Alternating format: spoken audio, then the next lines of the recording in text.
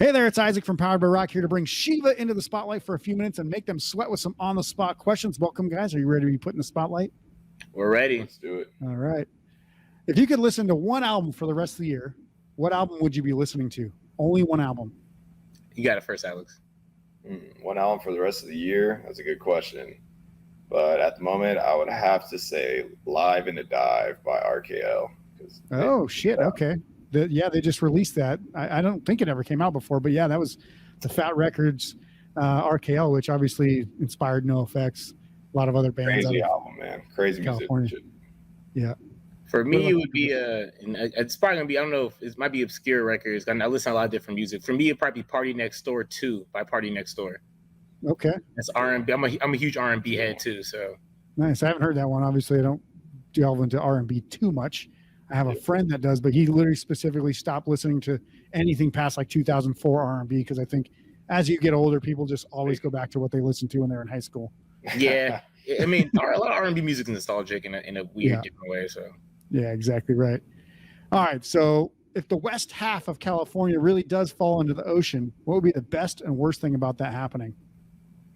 The best thing about that happening is the beach. Like, yeah, you guys would be right there. You guys would only have to just drive over across the mountain. You'd be right there. Oh yeah, I'd be cool with that. And the worst thing would be because it's a beach, everyone's gonna be there. Yeah. Yeah. So, yeah. You guys would probably be in the new LA, and then you'd be even worse off. Oh, and another thing that would suck about that is because it's the new LA and it's close to the beach, everything's gonna be 20 times more expensive. Yeah. Oh, yeah, which is bad now. It's gonna be worse.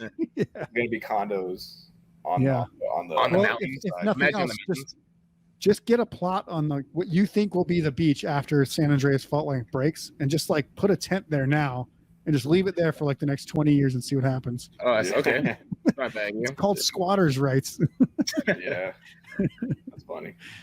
Awesome. So I know you guys are pretty political, so I'm going to ask you what you see as the biggest one or two things that need to change in American politics to bring about a better country as a result. I think we need to get rid of this two-party system. Okay. I'm tired of the two-party system. They both lie. They wear different colors. One wears a blue tie, one wears a red tie, but they're both wearing ties. I'm not with any of that. And also putting an emphasis on local community involvement. I feel like a lot of people don't really get involved in, for example, like local elections. They just, they sit to the side for the big one. I agree with you on that, Alex, like crazy.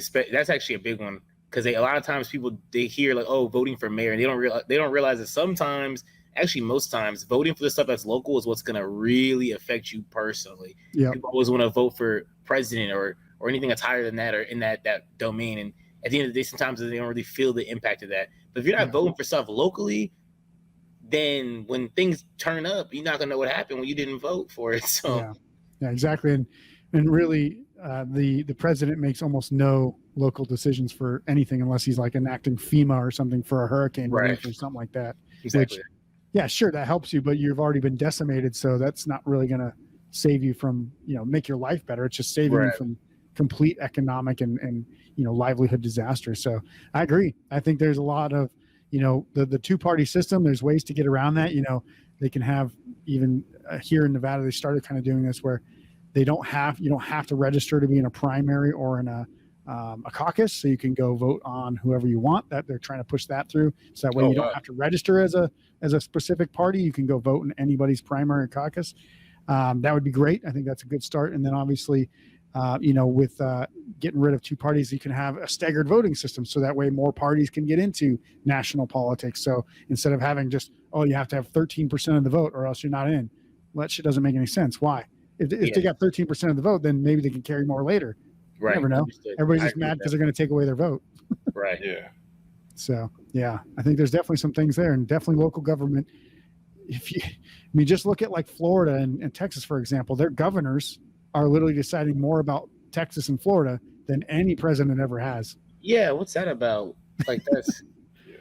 It's crazy. I'm almost like, I know we're going to Florida, but I keep thinking like, man, hopefully nothing crazy happens. I've seen nothing but crazy stuff happening in Florida. And I got some buddies who live out there, but it's wild, the stuff I see. It's like the wild, wild west, but it's the South because it's Florida. So well, I watched that show. Well, I watched the first two seasons of Atlanta. I haven't seen the third season, but I think it's Lakeith Stanfield's character. He's like, "Oh, you're going to Florida? Watch out for Florida man." He's like, "What the fuck are you talking about?" He's Oh like, yeah. Florida man, Florida man bites person's face off when he's high on this. Florida man kidnaps whatever. Like, no, he thinks that it's like some sort of like superhero villain or something. Yeah. Now people say Florida, Texas, and then for some reason people say New Jersey's kind of weird too. But yeah, I've never had any. I think New Jersey just gets a bad rap because people from New York are mad that they're all cramped together, and New Jersey's not so cramped. That could be it. Could be it. Could be it. They're like, oh, they got a beach there? Well, we got Long Island, but who wants to go there?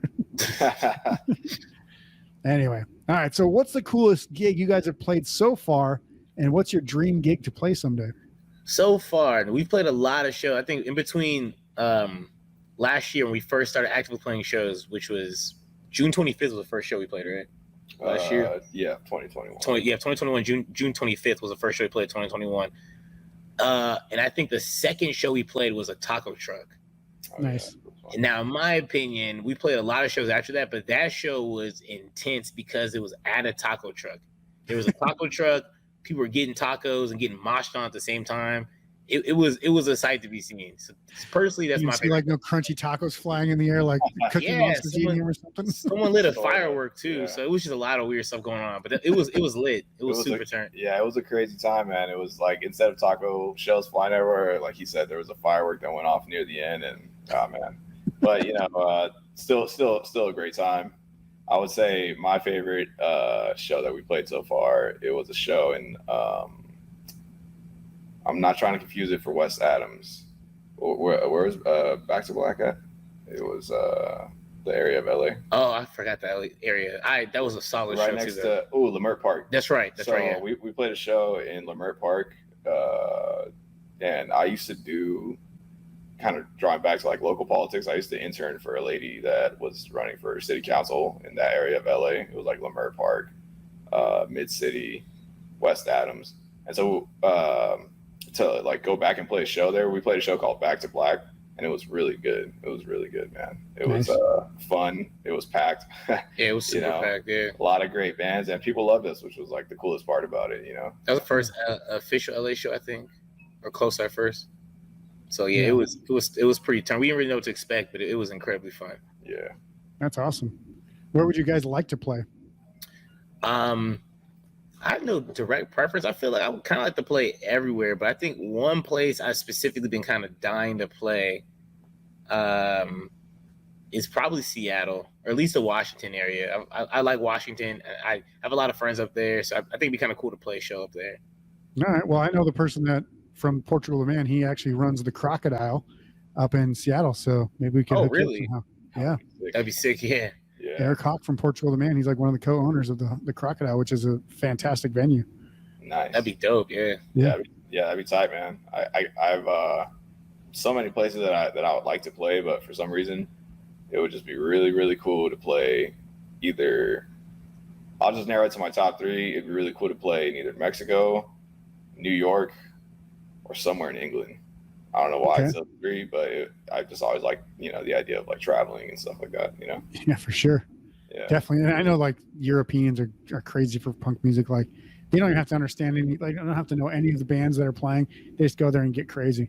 Yeah. I heard a lot. They treat you pretty nice over there too, which is me as a plus. They kind of treat you like, obviously no one's in it for money. We're not in it for fame, but I do think one thing that a lot of musicians don't get sometimes in the States is level of respect sometimes. Not saying we won't respect, but don't treat us like crap. Yeah. And I hear a lot of times people when they go over there, they get, "Hey, you guys are the band. You guys are here to play music, so we're gonna treat you like you guys are playing music." So that's one cool thing about going over there. I hear. Yeah, definitely. All right, last question. This is going to be really on the spot. We mentioned superheroes and DC and Marvel universe when we first started talking, but if you guys each had a single superpower, one superpower, what would it be and why?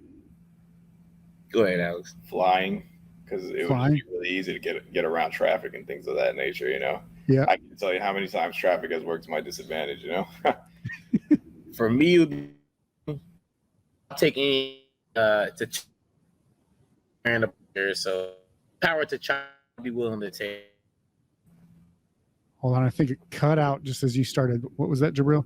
Sorry, it literally cut out. I said if I could fly, I would fly. or any power that Black Panther has. I'll take that. Nice. Because I'm a huge Black Panther fan. So nice. Yeah, I think if it was for me, I would skip the flying and just do teleportation and just instantly be there. Yeah, so I don't know. I didn't think of that. Well, no, check this out. So I have this debate with my friends all the time. So I'm a huge comic book cat. I said, if you had the power to fly, teleport, or have super speed, what would you choose? Most people say teleport. Yeah. The reason why I think flying would be more optimal is because it might not be as fast as teleporting, but you still get that experience of being able to see everything. Yeah. No, it's awesome, but I think you'd get bored of it after a while. So I think for me, I would just be like, I could also teleport to outer space, like some distant planet, if I was really good at it. So yeah, you can't fly there, right? I mean, that's millions of light years away, perhaps. So yeah, teleportation instantly anywhere. I can't breathe in space either. So I think by the time I hit, stratosphere, I'd probably be down for the count. So apparently Superman can, but he's from a different planet. He's an alien, so I guess he's got whatever he wants to do. Yeah. Very cool. All right, guys. Well, I want to thank you for stepping in the spotlight. It's SHIIVA, everybody. Jabril and Alex, thank you so much answering these hot seat questions. They're always weird. They're always good, but I always like hearing everybody's answers. Guys, make sure to go to the show notes below this episode, check out the links to their music, and watch our full podcast interview as well.